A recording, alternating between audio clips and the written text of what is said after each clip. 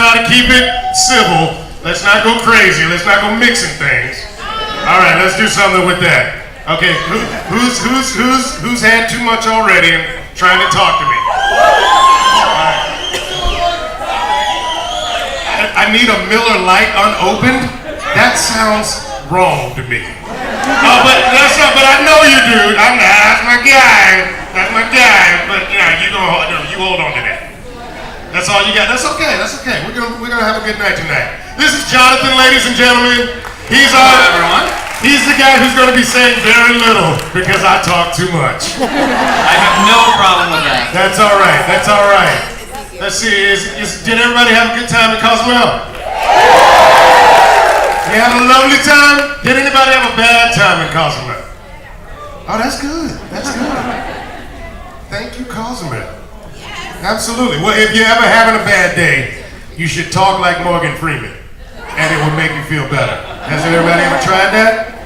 You talk like, if you ever, like, you've been in traffic, and you just say to yourself, don't get mad, just say, they say that sitting in bumper-to-bumper traffic.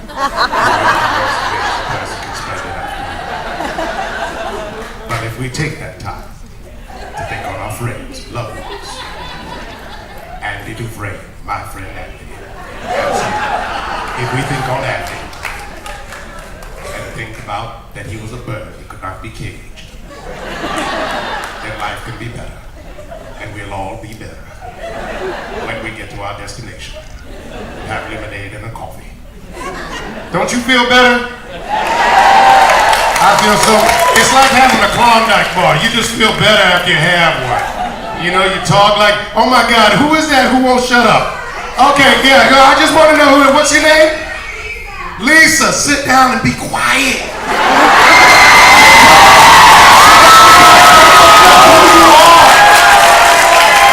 We are not at your house having a conversation. There are other people in the audience. Yes. I love you more when you're quiet. That's it. There you go. Everybody give Lisa a hand. Because she's going to be quiet for the rest of the show. It's going to be awesome. That's so good. Okay, I'm sorry. We're supposed to actually be talking about something. And Jonathan, why don't you start this off? We're talking all Oh my goodness, ladies and gentlemen. You know what? I'm just going to say thank you, Lisa. Because obviously you did this with your quietness. Continue doing this with your very quiet nature. Absolutely. Oh my goodness. Yeah, everybody, I just want you to close your eyes and feel this moment. That Lisa was able to fill this wine somehow. This glass of wine with her quietness. Dilly, oh Lord have mercy.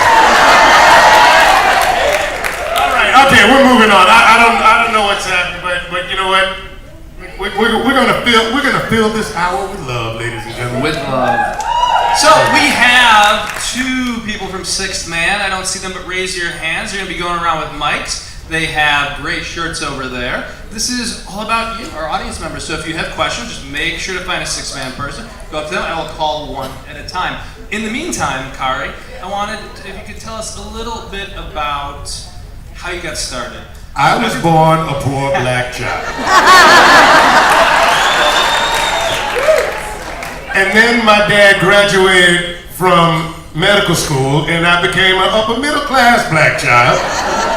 Which was better for the family. We got off a little public assistance, all of that good stuff. Let's see, and I started, I'm trying to think, how did I start this? The earliest thing that I remember is watching a TV show that was probably on for like 5 seconds, and it was called Emergency. All of my 40-year-olds out, 40+ know about Emergency. Absolutely. And so I was watching Emergency, and I was like, I want to be a paramedic when I grow up. And then I realized I don't want to be a paramedic.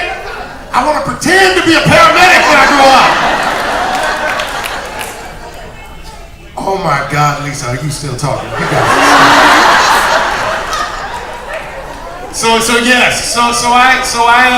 that was the first thing that I remember thinking that I wanted to be an actor, you know, and so it kind of started there. I was living in Anniston, Alabama, at Fort McClellan in Anniston, Alabama. My dad was a doctor on the Army base, and that was the first time I started telling my mom to send letters to Sears and Kmart, because I was like, I think I have to start, because that's the only way I could think of starting to be an actor, is to like be a model in a catalog.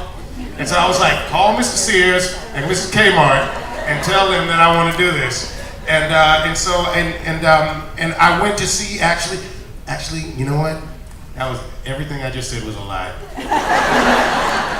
The truth is, no, but actually around the same time that Emergency was on, and I was in like the first grade, I went to see a play outside of Fort McClellan, a little community college, I think, and it was called. This was not my first glass of wine, so give me a second. It was. I know the name of this play. It's one of my favorite plays. It is called. It's the French dude with the long nose. Cyrano de Bergerac. Oh my God, I can't believe I couldn't come up with that. I literally have to drink more water. So, I remember watching Cyrano de Bergerac when I was in first grade, and I literally thought to myself, I need to be that guy. Because I mean, if you know Cyrano, you know that, I mean, the only person who doesn't know that he's the baddest man on the planet is him. You know, he can do everything, and he just thinks that because his nose is a little long, I mean, I saw a guy sword fight and use all this word play, and he was the greatest thing I'd ever seen. Anything you want to do is you know, as far as an actor is concerned, is all culminates in Cyrano de Bergerac. You know, you're sword fighting, you're getting the girl whether you realize it or not. You're killing people softly with your words. He was amazing. So from then on, I think the very next day I decided I was going to write a play, but the first thing I needed was financial backing. So I went in the backyard and dug up a bunch of rocks, washed them off, and tried to sell them to my neighbors. And one of the neighbors called my mom and was like, your boy's over here trying to sell me rocks. And she said, I go back home and I was like, Mom, I need financial backing if I'm gonna get this thing off the ground. I was very progressive for a first grader, I have to say. Although I got in trouble. And so I got off the financial backing, which I think was wrong, because I think I would have been in my 20s. I would have been doing much better, and not waiting until the Walking Dead finally gave me a job. But it all seems to work out. It all seemed to work out. Okay, does anybody have a question? Okay, here we. Is anyone by the mics? Anybody by mic? Okay. If not, let's. How about this dude right here? There we go. What's your name? Where are you from? What's your question? All right. My name is Michael, and I'm Mr. Payton, and I'm from San Diego, California. Yeah. And my question is for The Walking Dead. After all the soldiers were gunned down from the kingdom, do you think the king will ever come back? Oh yeah, that's a good question. I think, of course, he'll come back. He's we all get knocked down. We all get knocked down, and it's about how you get up. You know, I think people are, especially on The Walking Dead, are very impatient when it comes to how quickly you make a decision. You know, like when Rick and the gang first came to Ezekiel to ask him to go to war, it was like he was like, I'm going to tell you a story about a rock in the middle of the road, and come on, let's go kill people. And it's like, no, just give me a second. You know, I just met you, dude. I don't know you. I realize everybody else knows you. But it's gonna take a second, take me out to dinner first, take me dancing, then maybe I'll go to war with you. You know what I mean? And so, after your world gets decimated, it may take an episode or two for him to get back up. But I have no doubt that Ezekiel is the kind of dude who's gonna eventually get back up and do something about it. Yeah. And I think that's already happening, honestly. When you blow up a gasoline tank and ram your school bus into somebody, I think that means that you're getting back on board. In my world, if you ram somebody with your school bus, that means I'm getting back on board. But that's just me. Thanks for your question. Let's start on this side. We got another mic, and we'll just hop back and forth. Yeah, we'll hop back and forth. You got one over here? Do we have a question on this side? I thought I saw a hand. Here we go. Hi, my name is Marianne, and I'm from Charlotte, North Carolina. Nice, Charlotte. Very nice, lovely people. Had some beautiful barbecue there. Talk to me. We do have a good barbecue. So my question is about the relationship between Ezekiel and Carol. Yes. So is their friendship more than a friendship? Does Ezekiel have an affinity towards Carol in a way that's maybe, I don't know, something more than a friend, or what's their relationship? Actually, I'm glad you asked that question, because yes, there's a lot more there, and I'm about to tell you all about it. You ready? Yes, ready. They really enjoy playing Monopoly together. Especially the Walking Dead Monopoly. Oh my God. When Carol, when Ezekiel lands on go to jail, Carol just gets so excited.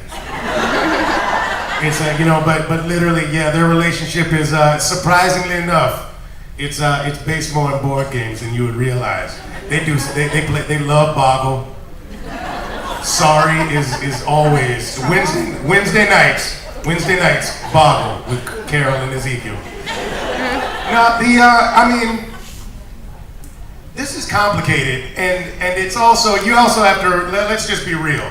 This is The Walking Dead, the show The Walking Dead. They are never gonna give you what you want. Wait, you know what I mean? How many of you have been waiting for Carol and Daryl to get together? Right? Exactly. And they're never gonna let it happen, because they want every week, literally, their lips gonna get that close, and then some zombie's gonna go right at that time, just to keep you going. And I feel like that there's enough. There's not quite as many shippers for Ezekiel and Carol, but just enough for them to be like, we're never gonna let it happen. Ezekiel obviously has an affinity for Carol, but Carol's a tough nut to crack as far as I can tell. You know what I mean? She's, it may take a while. Let's talk again at season 12. Because I just think it's gonna be a little while, Plus, didn't she have a boyfriend already? Didn't she have, isn't there a dude she's already hanging out with? Let's not forget about Tobin. Exactly, he got grazed, but I think he's still all right. Where we at? What are we doing? Next question. We can go over there. Yeah, go over there. We got plenty of time. Hi, I'm Dallin from Houston. First time caller, long time listener. Awesome. That's great. That's so weird, because it's the first time I'm doing this show. Earlier, I was one of buns, lettuce, pickles, cheese. Okay, pass that. So, that being said, you're also the voice of Cyborg on Teen Titans Go. Right? Yeah. But now you have this entire new genre of fans. How does that feel, segueing between the two? It's crazy. Now, you've exploded. You were awesome before, but how do you balance the two? Now, you're King Ezekiel, but you're also booyah, How does that feel? It feels pretty good to me. You won't find any complaints. My favorite thing is coming to conventions, and people come and they bring the entire family. There's like a family of 17 that come to see me, for The Walking Dead. And then they come up to the table and they see that there are pictures of Cyborg, old school Cyborg and Teen Titans Go Cyborg and all that. the families, the amount of blood that is spilled over which picture they're gonna get now because they had no idea I was Cyborg, and there's a 7-year-old who's gonna kill somebody if they don't get their Teen Titans Go Cyborg picture signed. So much so that we literally had to get pictures made that had Cyborg and Ezekiel on it just to like calm it down. We were like, literally, there are people waiting. You can't have a full-on fight with your family in front of all of these people while we're trying to get flow through the line. So that's actually the most fun, knowing that even though people have seen me and are coming to the conventions for Ezekiel, knowing that they've actually been watching me for years and they had no idea,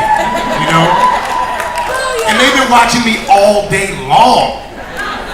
That's what's great because I got you like on Sunday nights with The Walking Dead, but Teen Titans Go is like all day long. Say, oh, and there you go, OG Teen Titans, gotta love it. I've been doing it for 15 years, it's crazy. Yeah, exactly. Back when I didn't have any gray in my beard, I was doing Cyborg, so it's a good thing. Okay, we got a question on this side. Hi, Carmen from Long Island, New York. Carmen from Long Island. My question is kind of goes back to the first question. Which do you think affects Ezekiel more? Shiva's death or losing his soldiers?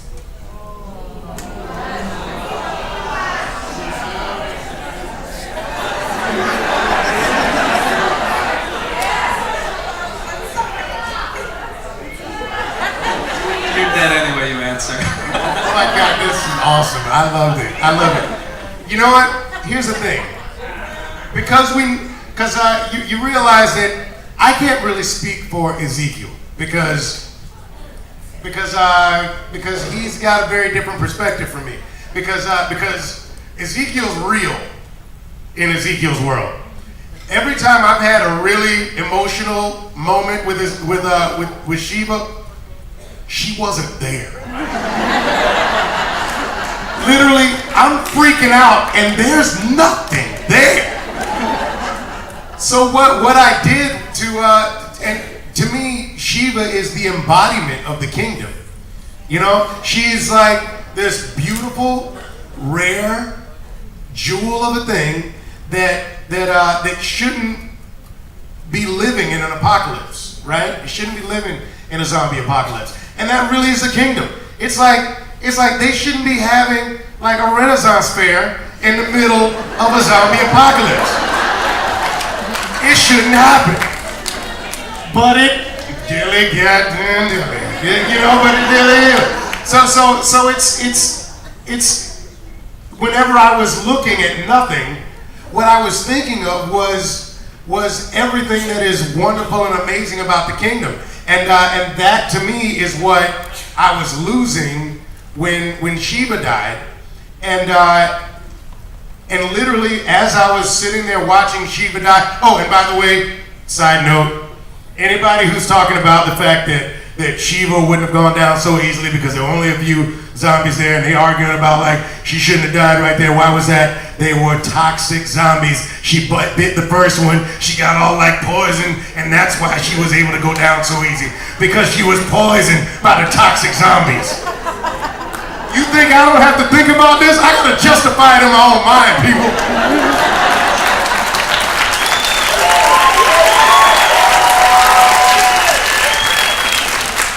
I'll come up with some ridiculous reason for every stupid thing that happens on this show. So if you got a problem, come to me. I'm gonna fix it for you. Okay. All right. Now back to the thing. So yes. So the funny thing is we shot the scene when the entire kingdom is mowed down in that field, right? We shot that before we shot Shiva. Sometimes we shoot them out of sequence, but this one happened to be us shooting the scene sort of in sequence. So I literally saw all of these guys get mowed down. Also, Alvaro, who's played by Carlos Navarro, who's one of my favorite guys in the world. He's so funny. He's actually a radio host for the like Monsters of Midway in Orlando. He's incredible. And but I absolutely love him to death. All of those extras, the actors that I've been hanging out with for like a year, they're all gone. Carlos, I'll see every once in a while because he lives in Orlando. He doesn't live in Atlanta, so I don't know when I'm going to see Carlos. And so it was really emotional losing all of those people that I'm not. My community is literally decimated. And so when I saw Shiva die in that ravine with those toxic zombies, and there was nothing really there, what I played in my mind was losing all of those people and all of those relationships. So in my mind, I don't see the kingdom and Shiva as two different things. To me, they're the exact same thing. They're those rare, beautiful things that you see in life that shouldn't be there, but somehow thrive. And so that's how I justified it. So when I say, I say, Jerry, let me help her, I'm seeing every one of those people that went down, the few days before, and that's what was going through my mind. That's how I was working it. Great question. Next up, we got some hands. Yeah, we got some hands over here. Yeah, we can go in the back. Well, we got time. We'll make our way over. Hi, I'm Anne Marie. I'm from Orlando, actually, so I know Carlos. Awesome. So I've got to meet him. And I wanted to say two things. First off, I love the stories. You could have totally been a playwright. You've got some great stories for this. It's great. And my question is, of all the voice acting you've done, what's your favorite character to have voiced? And do you have any advice for anyone who wants to get into voice acting? Let's see. Well, let's start with the first is it's Cyborg and Aqualad. Really quickly. I play for those of you who don't know, I also play a character Aqualad from Young Justice, which is a show that was on for a couple of seasons, and it's kind of all of the sidekicks of the Justice League. So Aqualad is obviously Aquaman's sidekick, but they form their own group, and they do these kind of like special ops things, and it's kind of an adult cartoon. It's very deep. I would say it's very deep. I thought it was one of the best TV shows, just period, not just cartoons. But we're actually coming back, and we're doing more episodes of Young Justice again. And Aqualad, he's very different from Cyborg, whereas Cyborg is very big and huge and kind of wears his heart on his sleeve and is boisterous and exuberant, loud like me. But Aqualad is very contained and very serious, very focused, and so I love the two sides of both of those characters. So if I had to pick, I would probably say Cyborg, but Cyborg and Aqualad, I love the juxtaposition of both of those. As far as getting into voiceover, I never thought that voiceover wasn't like an end game for me. It wasn't what I just wanted to be an actor, and so I did everything I could to get on stage and get in front of people. And I did plays, and I did a little TV when I was a kid, and if you're like me as a parent, if you want to do something that out there, you got to really beg, because it's a lot to ask a parent to like take you out and make you, to auditions and do all of these things. And so I begged and begged and begged and begged and pleaded to get my mom to take me to start doing a few things when I was a kid. And then I decided to go to college. I was doing stand-up when I was 13 years old. And 14, 15, I would like go up to New York City by myself. Somehow I figured a way and would do stand-up, anything to get in front of somebody. And the reason that I tell you that is because even as an adult, you have to have that same kind of drive, because this is the best job in the world, and everybody wants to do this. And It doesn't matter how much, it does matter a little bit. You gotta have the talent, yes. But more importantly, you gotta have the drive. Because the thing is that I just wasn't gonna do anything else, you know? And sometimes I know incredibly talented people, but people have told them no a few times, and they just went back home because they're like, you know what? I don't like all this rejection, and dealing with rejection has so much to do with this business. But if you can get past that, if you can either let it galvanize you and let it push you forward, or let it roll off you. Some things, you know, people have told me no, and I'll be like, okay, whatever, I'll just do the next one. And sometimes people tell me no, and I was like, what's your name? I'm gonna remember you. What's your name? One of these days, you're gonna remember me. And you're gonna be like, you know what, that was stupid. I should have said yes to him. And every once in a while, I let those things push me forward and give me a reason to fight. And some things I let roll off my back like a duck's back.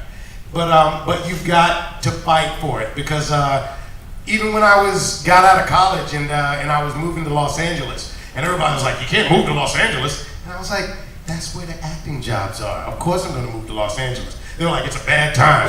I was like, you know what, it's a bad time for 99% of the people who move to Los Angeles to become actors. But I'm not the 99, I'm the one. And that's how you gotta think of it. And it's no matter what you do. You know, it's not about just if you're an actor. I was just talking to somebody from Long Beach, actually, who, and I was telling them that the woman who makes my wig, her name's Victoria Woods. She lives in Long Beach, and she is the wig maker to the stars. And if, or people like me, but if you're on TV or film and you need a wig made, that's where you go. And there's just one of her. There's just one of her, and I'm sure that at some point she was like, I'm gonna be a wig maker. And somebody was like, you can't make a living doing that. And that's true. Most people maybe can't make a living being a wig maker. But you know what? She's the one. I drove down from where I live in Los Angeles to Long Beach, because that's what you have to do. And it's not just because it was me. You know, a couple of days before, you know who had to drive down to Long Beach to this little bitty house to meet Victoria Woods to make his wig? Robert De Niro. Because that's where you go. Because she's the one. So you find that thing, whatever it is that makes you tick, that makes you move forward, that gives you passion. It doesn't have to be anybody else's dream. If it's yours, then that's what you do, and you don't let anybody tell you no. And here's the thing, when you find that thing that nobody can tell you no, then that's how you know it's yours. And you be that Victoria Woods, right? And you make Robert De Niro drive to your house. Good question, thank you. Who do we have? I think somebody in the middle. Do we have any questions here? Okay, let's, this is where we started first. Yeah. What you got? You don't need a mic. Here we go.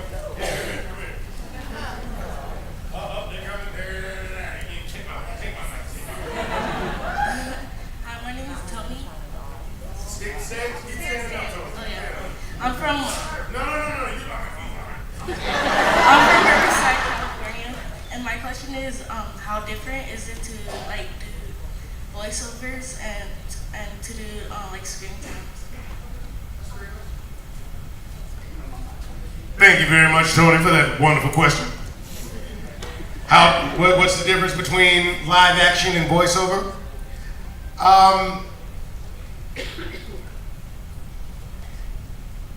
Obviously, there's a difference, I guess, in how you use your imagination, right?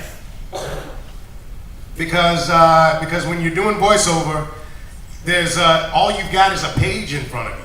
So I've got to build this entire world, you know. But the truth is that no matter what genre I'm working in, whether it's voiceover or live action, or if I'm doing a play, you know what I mean? It's like I have to pretend like there's that fourth wall that's in front of me, right? But there's that fourth wall as well because there's this camera that's sitting here in my face. You know, there's always something that's artificial, right? that I've got to kind of blow past. So it's so to me, I try not to think of them as different, because the truth is there's a level of having to mask the fact that there's something that's make believe. Sometimes it's a tiger, and she's right about here. She's literally right about here. That's her back. That's her back. And the funny thing, and you remember that first shot that you saw in the trailer, right? Where she roared, and I kind of looked over at her. This is where my hand was, and there was nothing else there. And I remember looking over and going, I wonder what you're gonna look like. I hope it's good. Because if you look like the children, if you look bad, I'm gonna get in trouble. It was literally, if that tiger looked bad, it was like The Walking Dead's going down and it's all my fault, But literally, there's an aspect of imagination that you've got to do yourself, And even if I'm standing just in front of a mic stand and a music stand with a microphone there, or if I've got all of this stuff and I've got 100 extras and guns and all of these things, still I've got to use my imagination. So to me, there's really no difference between voiceover and live action, because the more real I make them both, then the better it is. And there's so many times, like when you're in a play, and there's no money, and so everything I've got, and so there were times where I was like, well, if there's no money, why do we? Don't give me a broom, don't give me a paint can. We'll just pretend everything is there. And if I believe it's real, then you're gonna believe it's real too. For that 2 hours that we're doing it, that tiger wasn't real, but we all cried, because I made it real, so it was real to us, right? That's how we do. That's how we do. And Mango was Shiva. Of course. I love you. Obviously, thank you. It hurt. It hurt. It did. Do you have a question? No, baby. I thought you were just handing the microphone. Okay, I thought you were. I didn't realize you were putting your hand up like "Help me, Jesus." I thought you wanted to ask a question. Help me, Jesus. Okay, I was doing it all night. All right, I want you to put your hand in the air. All right, okay. I love you. I love you too. All right. Help Lisa, Lord. She's going through a difficult time. Love Jesus. Although she has her charger in Mango, she has lost her Shiva. Lord Jesus. Lord Jesus, we need some help right now. If I can call on the spirit of Tom Payne to put healing powers. To put healing powers on Lisa right now. Because we all need a little help sometimes. We do. That's right. So I want you to say right now, heal me, Jesus. Help me, Jesus. No, heal me. Jesus. Yes. Heal. All right, and do this. Heal me, Tom. Help me, Tom Payne. Absolutely. There we go. All right, now give the microphone back. Okay, there we go. Okay, we had All right, somebody now over we there got a with question over here. What's your name? Where are you from? What's your question? Hi, I'm Barbara Messias. I'm from Belton, Texas.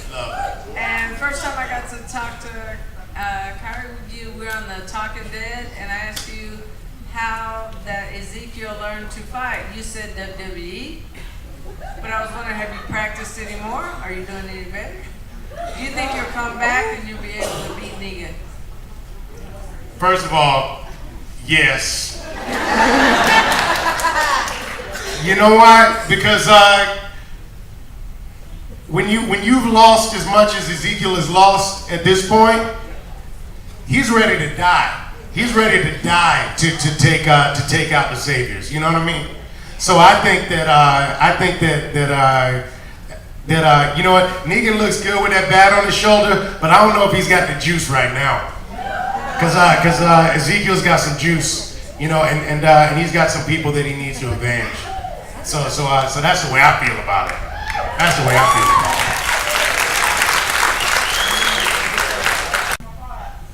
Oh, absolutely, absolutely. I mean, the beautiful thing about the Walking Dead community is that when we ask you guys always rise to the occasion. It's an incredible blessing to have this group of people that are brought together by this show, and I think it's because in some way we've all felt this way, that we've been in this kind of untenable situation. You know what I mean? And you got to fight your way out of something that doesn't seem like you should be able to get out. You know what? But you find like-minded people and you fight your way out. And when people go through a tragedy, when people go when a town or a state gets hit by a hurricane, or an island gets hit by a hurricane, like we've all been hit by, you know, that's when we step up and we do it. And absolutely, and I've already been brainstorming, and trust me, we'll have other ways of helping us all be able to give back to the community. You know, because if you're not doing something like this, you know, for that kind of reason, I mean, hey, it's great to have millions of people watching, but I tell you what, I've had people who have survived cancer, who have survived depression, who have survived, family members who have gone through traumatic, upheaval, and they come to me, and you know what they say to me? They say, and then I smile. And that's everything to me, you know? That's everything. So thank you guys for answering the call when we asked you to, because it means so much. Absolutely. Now, the guy right behind you, too, he had a question. What was that?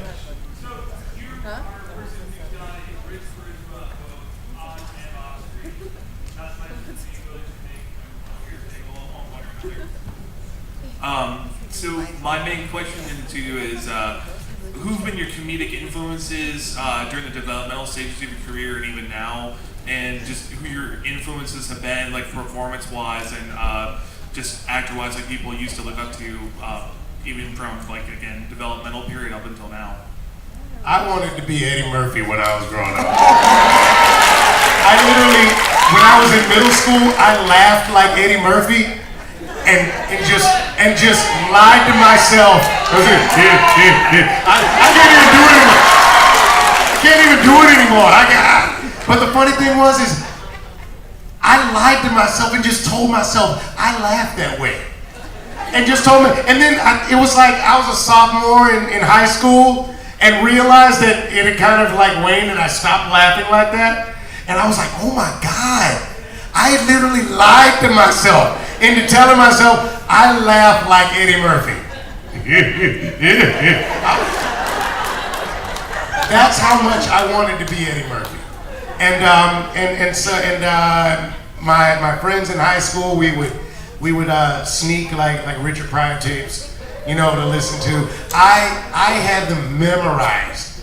I had Eddie Murphy's Delirious memorized. Yes! Absolutely.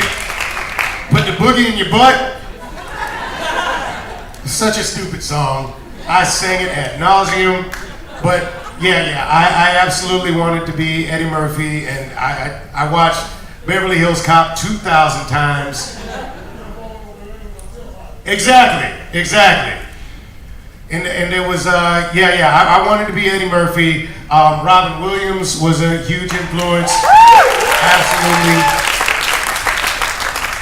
Dude, when he died, and somebody put on YouTube, when he was in Hook, and that little kid was like pushing his face around, and he was like, there you are, Peter. I burst into tears, man.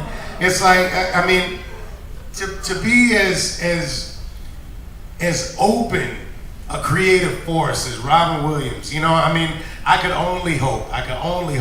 And I wanted to be on Saturday Night Live when I was in high school, and finally, and then I hung out with comedians and realized that they were all really depressed, and I was like, maybe I'll just go to college. But yeah, Eddie Murphy, Bill Cosby, But he was, I mean, you know, I had his albums. My first album was Mom's Mabley. If you ever, Mom's Mabley was this woman from like, well before I was, she was like from the 60s. And she was like 70 years old and had no teeth in her mouth. But I had an album of Mom's Mabley. And she would talk about her husband, who was so skinny, with big teeth, big feet. Looked like a golf club. And you know, just silly little stuff like that. But yeah, Robin Williams, Eddie Murphy, Richard Pryor, those were the ones, and Bill Cosby. You know, what a shame. What a shame.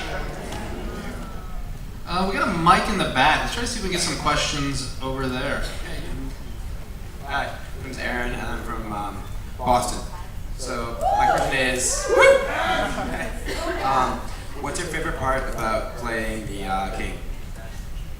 My favorite part about playing the king? Oh, say it again? Oh, what's my favorite part of the hair? No, just in general. What's your favorite part about playing King Ezekiel? Oh, you guys are answering for me. Is that what They it is? are answering. Yes, the fact that I get to flow with my luscious locks. Honestly, my favorite thing about playing the king is you guys. It's literally that, because I know that he's an inspiring guy.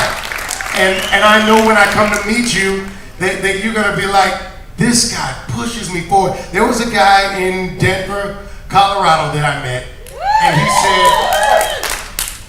and he said, listen, I need to tell you something. That moment where you and Morgan were talking, and Morgan had kind of lost it again, and I was like, what happened to you, dude? And Morgan said, I'm stuck. And King Ezekiel said to Morgan, you are not stuck. Get up here and fight with us. And he was like, I watched that, and I went to my wife and I said, I'm stuck. I'm quitting my job. I'm doing this thing that I'm supposed to do. And by the time that happened, and the time that we spoke, he had published 2 books. 2 books. And it was like, and that's the whole reason that I love to do what I do. It's, yes, I love to put on different people and play different people, but it's the connection that I know I'm having with someone I'll never meet. You know, but the cool thing about these cons is that I meet you guys now. And there's something that I've said that I was able to portray this character in a way that was able to tell this dude that, you know what, I'm stuck. I don't want to be stuck anymore. And now he's doing what he loves. And it's incredible. And that is absolutely the best thing about playing this part.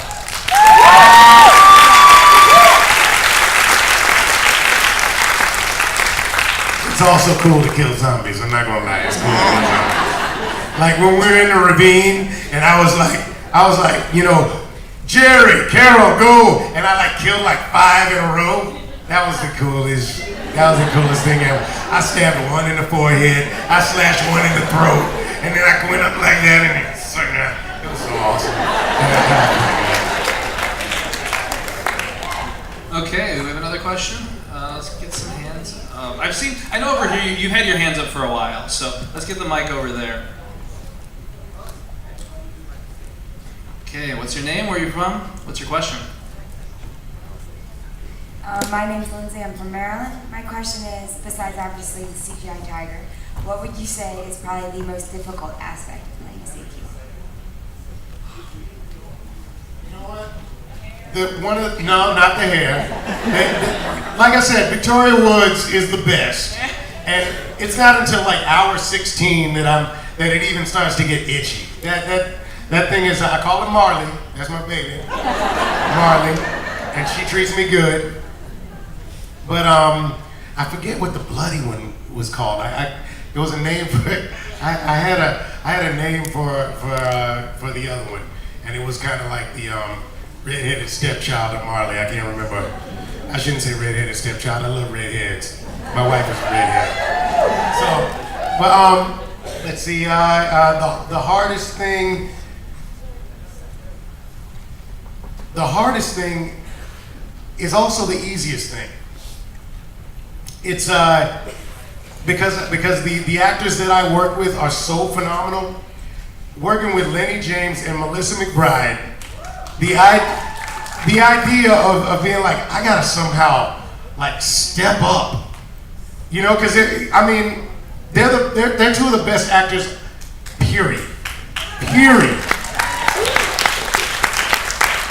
And to be on a show where it's like the biggest show on television, and you're going to be with two of the best actors in the world, period. And you've got to step up and step your game up to rise to the occasion. But the thing is it's also the easiest thing, because they're so incredible at what they do that I forget any anxiety I might have, because I look into Melissa's eyes and there's nothing but truth looking back at me. I look at Lenny's eyes, there is nothing but truth looking back at me. And all I can do is the best. All I can do is the best I can do. You know, they won't allow me to pull out some shitty performance out of my ass, because it's got to rise to the occasion. Those two are so good. It's the hardest thing and it's the easiest thing, all at once.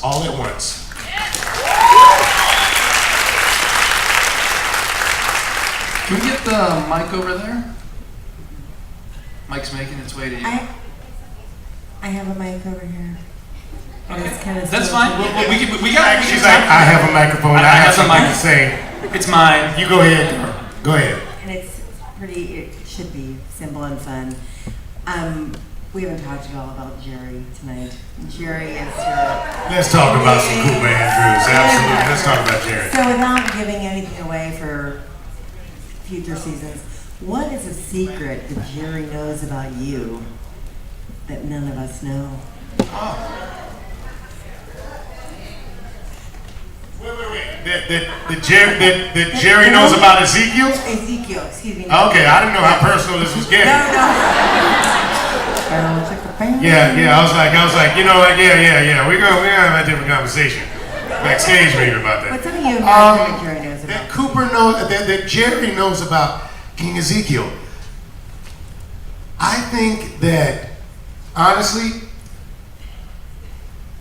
I didn't realize this, but Jerry knows everything about Ezekiel, and he chooses because I don't think that Ezekiel had that conversation the way he had that conversation with Carol. You feel that, everybody? Let's move with me. Just move on this magic carpet ride known as the Norwegian Pearl. It's gonna be okay. We're just gonna rock with this boat right now. But that moment that where Jerry called him king, and he said, "You don't have to call me that." And Jerry said, "Dude, I do." And in that moment, I realized that Jerry knows that Ezekiel doesn't talk like this all the time. That's not the way that I think that Jerry probably saw Ezekiel at the zoo like years ago. He was like, "Dude, I know it's an act. I'm not stupid." I think that that's the thing that I realized about Jerry, is that Jerry's not like this silly, happy-go-lucky dude, that he's actually very smart. And he's like, "I'm playing along with this on purpose because we need this. Everybody here needs this. I'm not standing up here next to you and being silly and being like, the king does this, the king is pleased, the king wants this." You know, he's not doing this just to be silly. He's doing it because everybody here needs this. It's because there's hell out there, and we need something to hold on to. You know, because the reality, if we all focus just on the reality, we'd all lose it. But Jerry's actually the glue that's keeping this thing together. That's what's the deal. Yeah. let's see that question over here. We got somebody with the mic over here, I think now, and then we can move down. A lot of pressure, only a few questions left. Oh yeah. Why? Come on, bring it to me. Oh, God. So I love to know who's in our Walking Dead family. So who were you most shocked to know watch the show, celebrity-wise or family-wise or anybody? It was a little weird to know that Lil Jon was watching, I think. You know? He's just sitting there watching, you know, and Shiva roars and he's like, yeah! You know?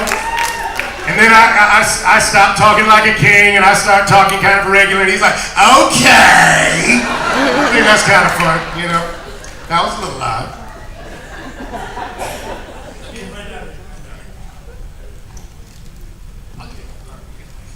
There we go, let's go. Hi, I'm Aranza from Mexico. And my question is, what is the worst thing an actor can do? The worst thing an actor can do? Yeah, because you No, that's a good question. The worst thing an actor can do is not show up. The worst thing. It's the absolute worst thing that an actor can do. Because whether you're doing a play or whether you're doing doing a show that goes out to millions, an actor can't be replaced. You know, most of the time. Sometimes you've got like an understudy and they're sick and on Broadway or something like that, and there's somebody that can come in for you. But you're doing a play, most of the time, you're the only one who can do that job. And this is one of the few professions where it's like, if you don't show up, the show does not go on. And there have been a couple of times that there have been actors, and I'll put them in quotes, actors, you know, that for whatever reason they didn't show, and they've lost all respect as far as I was concerned, you know. And now there's difference between you know, an actor who was fighting to get there, you know, and they got there late, but they were trying their best and they got there. That's one thing. But the people that we work with, our crew, work 12, 15, 18 hours sometimes a day. And they're sitting there in the background. They never have the lights on them. They never get the accolades and the and all of the crowds that are yelling their name. But when I show up every day, because there's that grip who's pulling those wires, who's pulling that light, who's pulling those sandbags, and they are the magic that makes this work. And you better represent for those people, as far as I'm concerned. Right? The worst thing an actor can do is not show up. I'm from Toronto. I'm just wondering how long you spend in the chair before your day of work. Oh, honestly, it's I'd say on average 40 minutes. 40 minutes in the chair. If I'm, depending on how bloody I am.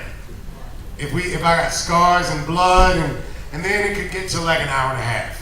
But Vincent Gideon, who puts on my wig, is he's a pro, and I'm done like 25 minutes. Boom, in and out, glued on, and that thing won't come off. I'm spinning, I'm jumping. There was one time I could have sworn when I had to jump over something and flip, and I could have sworn that this thing was gonna go flying off of my head and like slam into like a zombie's face. That thing was stuck to me. He does an incredible job. But yeah, it's actually a lot quicker than you would expect it to be. Yeah, a lot quicker.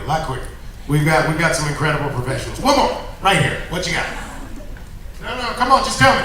What you got? When you talk about the truth you see in Lenny's eyes. Yeah. I mean, I know you can't say anything bad about other people, other shows, why would you want the crossover between, you know, what's it called? Fear the Walking Dead, because I watched season 1 of that episode, and I'm like, they're literally standing on the shoulders of the Walking Dead. So that truth that you speak of, I don't see it in that show. Well, you're gonna see it now.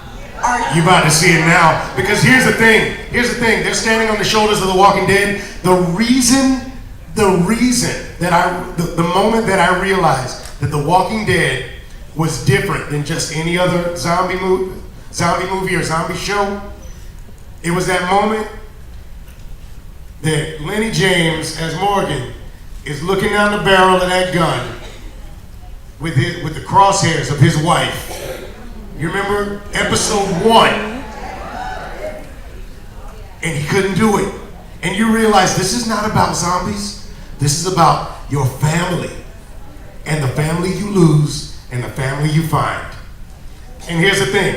There is no one better to go to Fear the Walking Dead, because as far as I'm concerned, it all changed with Morgan. And I will be watching Fear the Walking Dead, because it all changes with Morgan. There goes truth. Go watch it. Go find it. Okay, with that, we're out of time. I want to give a huge thanks first to the audience. Thank you for